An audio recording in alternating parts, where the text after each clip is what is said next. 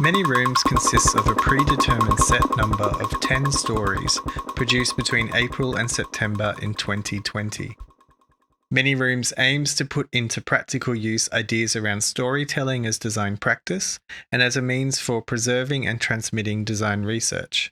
These ideas are discussed in detail within an accompanying thesis called Made of Stories, a presentation of which will also be made available to view. Recent events have led to turbulent times, and Many Rooms took place within Many Rooms during its production phase. Some of these rooms were planned, some unexpected. We start at Design Academy Eindhoven, where this project began as part of the Critical Inquiry Lab MA. To self-isolation within precarious private accommodation in Rotterdam, to from inside the near empty cabin of a long-haul flight, to mandatory detention within a randomly assigned city hotel, colloquially known as hotel quarantine, to isolation within a haematology ward at a city hospital, to enforced isolation curfews and restrictions at home in Melbourne, Australia. The 10 stories that give form to the Many Rooms project seek to address a multiplicity of states of isolation in search of empathetic responses to the current pandemic. Each of these 10 stories have been built out of fact-based research and follow pre-prescribed guidance that affects how they have been constructed. This construction followed a path that could be enacted on a daily basis and consisted of a distinct topic or phrase which would be chosen based on immediate circumstance or events, which would lead to fact-based research collected into pools and sifted. Then story writing in accordance to predetermined guidance would commence shortly after this. Stories would then be archived and made available online via a journaling site. And finally, points of transmission would be created, such as Instagram posts. Occasionally, these activities were live streamed via a dedicated chat room, with recordings of these sessions made available via YouTube. The following consists of brief descriptions and excerpts from the 10 stories featured within the Many Rooms project. The opening story, Arrival, was written on the first day of a 2-week mandatory detention period, i.e. hotel quarantine, upon arrival in Melbourne, Australia. The text seeks to express the multiplicity of scenarios detainees would experience by bundling together multiple descriptions based from actual accounts within the one paragraph or sentence.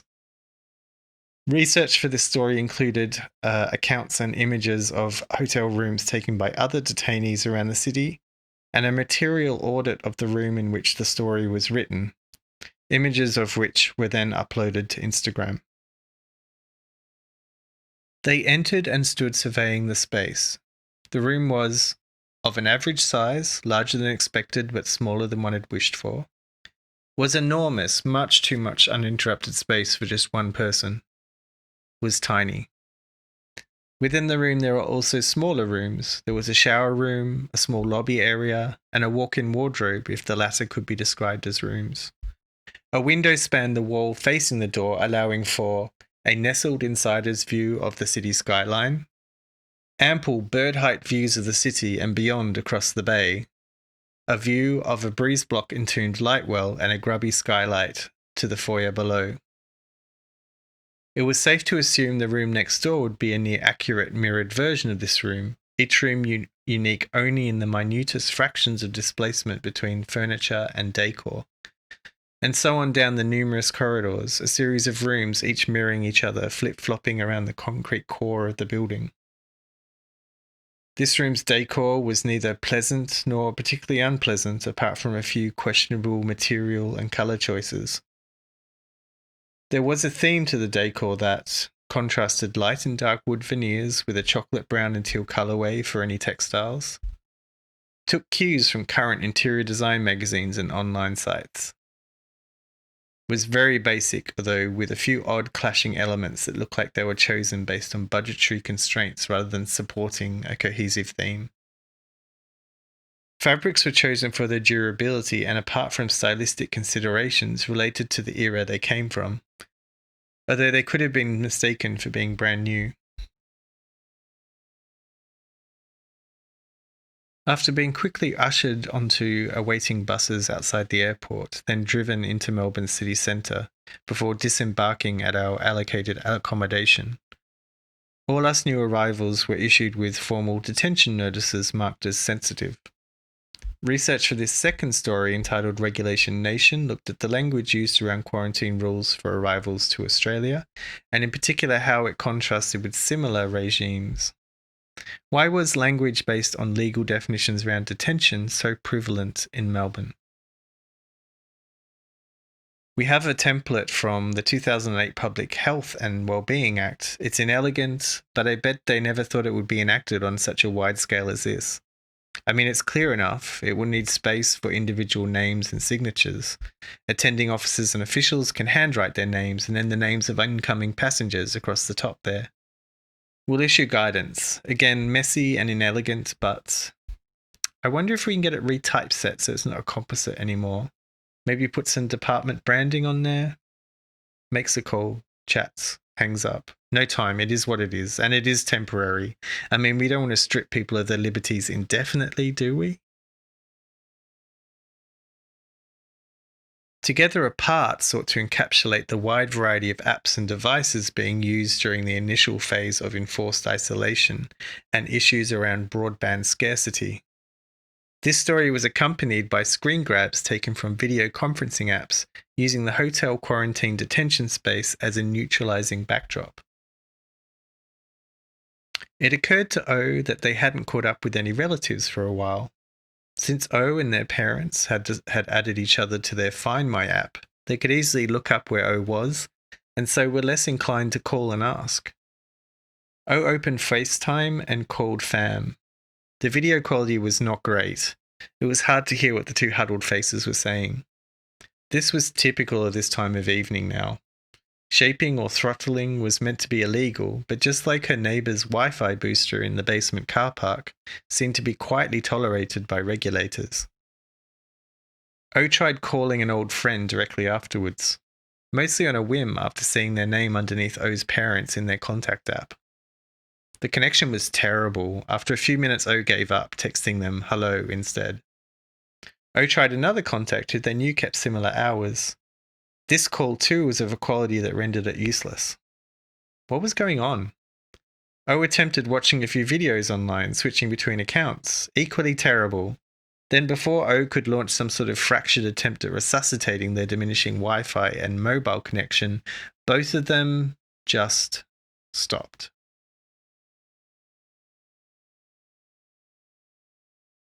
The fourth story was a chance to breathe out. It came in the form of a live broadcast on the theme of meditation that was circulated amongst fellow detainees within the hotel. An archive of the broadcast was made available via Mixcloud. Background video here is for Bring Your Dolphin by The Chap, animated by Marcus Fadler. Welcome, friends, to a really, actually quite odd edition of AM/PM FM because we're in hotel quarantine in Melbourne at the moment. But that's not what this broadcast is about. So we're going to play a heap of what I hope are sort of meditative tracks, or at least tracks that promote a sense of calm and well-being, inspired partially by Johnny Pierce. The fifth story began with research into how behaviours within exhibition spaces had been altered due to restrictions imposed on institutions in the light of the pandemic and recent events. Because these were very recent events, it was tricky to avoid speculation, which was one of the stipulations self-imposed on the project. But as government funding was withdrawn from a number of cultural institutions around Australia, wading into this field became a matter of urgency. Images shown to accompany this story are by John Raffman from the series Brand New Paint Job. Why were we skirting around reopening a physical space? Sure, there are restrictions to take into account, but supermarkets were open. Could we exhibit there? Public transport was running as usual. There were people walking on the streets past posters for events that were cancelled or postponed. Physical space was available, and there was a type of measurable audience there. The group consensus became, how do we meet current restrictions head-on instead of having to dodge around them? The title Many Rooms refers to the many worlds interpretation, which is a theorem attached to quantum computing that forges many useful connections, including those that promote multiplicity and empathy. And this is what the sixth story attempted to tackle. In a version of this room, there is another machine, almost exactly alike apart from a minutiae of measurements, conditions, and decisions made during its construction. This version of the machine reflects a slightly cooler color temperature into the room because of this, less incandescent and more phosphorus. In another version of this room, several measurements are made different. The machine is housed within a lead sheath, which is supported by an obtrusive metal frame added to address safety concerns. In other versions of the room, the machine is missing. The room appears empty. In another, the machine is broken or grown like a plant or mold in a tray under a UV lamp. In another, there are multiple machines and multiple technicians attending to said machines. The room is a hive of activity. There are no passive observers here. In another room, there is a window facing east with a view of a distant hillside. Another has a window looking west towards the city and docklands. Another room contains a small foldable camp bed for napping on. Another has the same bed, but with a tartan blanket over the top and tucked in at the sides. One room has a ceiling height that is 50 millimeters lower. Another has no ceiling at all. All the air measurements, all increments possible, divided into every possible outcome, in reaction to these incremental shifts, creates another room. And another room, an infinity of rooms. The empathetic machine spends its time attempting to reconcile these innumerable overlaying discrepancies. It employs empathy because without it, it would explode, implode, short-circuit, turn itself off, or melt down. By the seventh story, a recap was needed for reasons that will unfold over the next couple of stories.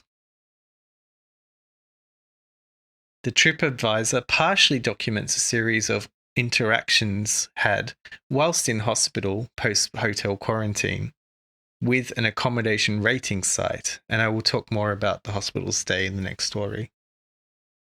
Research investigating the conversations and language used within this and similar sites dovetailed with the emerging story of refugees being detained for months on end within hotels designated as APODs, or alternative places of detention, within Melbourne, Australia.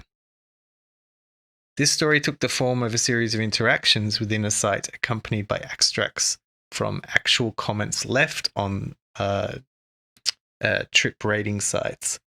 These real comments were then posted to Instagram. Dear guest, thank you for submitting your review.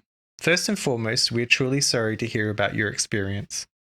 We can certainly appreciate your reasons for wanting to share this information with our travel community.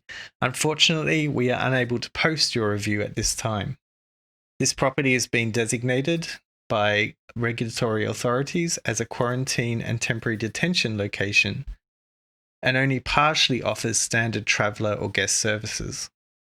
Due to this, we are not currently accepting reviews posted in relation to this location's APOD status.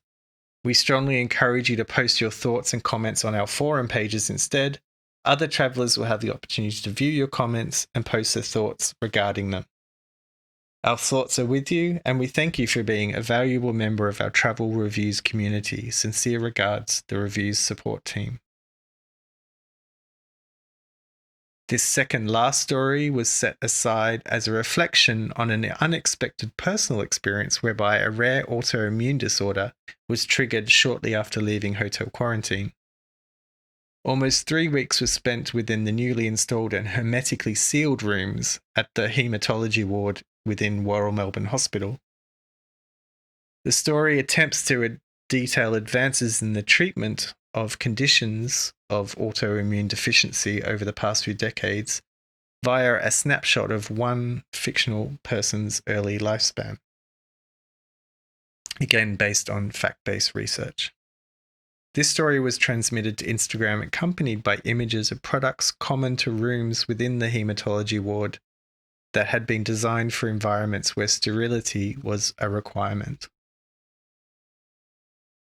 For Pred's 11th birthday, they received a visit from team members of the nearby space exploration facility. They brought with them a suit that was a prototype designed for astronauts working in deep space. The suit was made from a type of welded rubber with valves that allowed filtered air in, whilst keeping microbes out. Soon Pred was taking regular walks outside and meeting other children. Again, they were monitored closely, and play could never be too vigorous in case the suit was damaged. Overall, the suit was considered a great success though, leading to more prototypes and more adventures outside of Pred's bubble. The final story deploys various metaphors in providing a route towards design as a written practice. The following images are a result of visual research into escape room typologies, particularly their architecture and their site plans. Okay, thought Tem, the scene is now set. We know where we are. Now how do we get out? This is all very familiar and deliberately so. What would I do in here or back in my own studio? Then they remembered the laptop. The screen was dark, but a nudge would wake it up. Okay, it wants a password. What about lorem ipsum? What about lorem ipsum, lowercase no space? Lipsum? The screen flashed as the computer woke up. You can read the 10 stories in full via many-rooms.info. There you'll also find links to research pools, Instagram posts, and all associated material.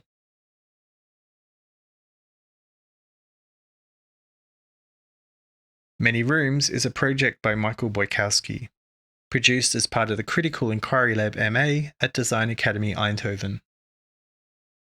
Produced, edited, and designed in 2020. ResCat is a design research archive under construction forever. Thanks for watching.